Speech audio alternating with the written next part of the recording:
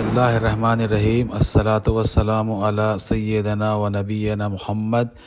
حضرت منیب ازدی رضی اللہ عنہ فرماتے ہیں کہ میں نے رسول اللہ صلی اللہ علیہ وسلم کو زمانے جاہلیت میں دیکھا تھا کہ آپ صلی اللہ علیہ وسلم فرما رہے تھے، اے لوگو لا الہ الا اللہ کہہ لو کامیاب ہو جاؤ گے۔